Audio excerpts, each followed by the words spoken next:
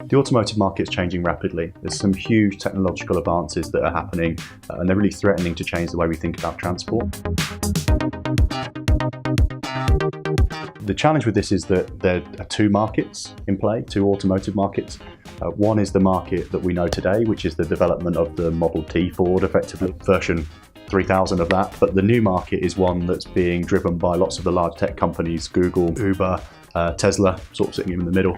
And that's happening at a rapid rate. The current global supply chain in the automotive market is going to be massively impacted by this. When all of this technology hits, when it all comes together, and it will, it's a question of time, but it will come together, a lot of the current global supply network is going to be cut out of the loop by these huge tech companies and probably a group of really small, hungry startups. The automotive market today consists mainly of people owning vehicles. However, traditional ownership models are being moved away from, with customers opting more towards PCP and personal lease type products. In fact, PCP represents nearly 85% of new vehicle purchases today. But the vehicles that these people are buying really are just incremental developments of the Model T Ford. So, yep, we've been developing, there's lots of new features. Now cars are very efficient in comparison, they're very safe and very smooth to drive, but essentially it's the same blueprint as 100 years ago. There's still four wheels and a steering wheel and seats in the middle and an engine in the front. So really things haven't changed an awful lot since that first car was on the road.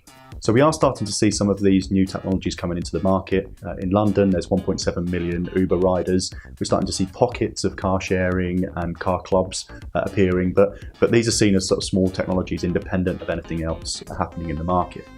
The reality is that over time and in the near future, all of these things are going to come together to create a proposition for the customer. And this is what's often referred to as mobility as a service, new mobility, or as we're calling it, mobility on demand. Imagine a world where vehicle ownership is no longer commonplace, where to go to the shops, you're just tapping an app and a vehicle arrives within minutes. That when you get into a vehicle, your personal settings are carried over from your phone or from your laptop or your smart TV. You can continue watching programs, continue surfing the internet. All of these things will be available in a really, really connected way. Integration of personal assistants like Amazon Echo, and the ability to be able to tailor your vehicle to the journey you're trying to make. So a big, comfortable family vehicle with lots of entertainment equipment for the long journey, but your single seat vehicle to take you to the office in the morning. So this kind of customization and personalization is going to be available to the customer with mobility on demand. The world's going to look a really different place when this all comes to fruition. Traffic jams are going to be a thing of the past. No one will need car parks anymore. People won't even need driveways on their houses because vehicle ownership will have completely disappeared.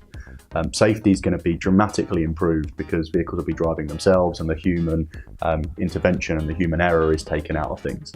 Mobility on demand will be the thing that truly kills the combustion engine. Electric vehicles will become practical to everybody. The charging and range issue that exists today will be taken away because this is a service available on demand. And all of this will come together for the customer at a fraction of the cost of motoring today. In our paper, we explore the concept of mobility on demand, what components are required for success, and how and when this is going to come to market. We also explore what this means for the automotive industry and actually what it will look like for the customer.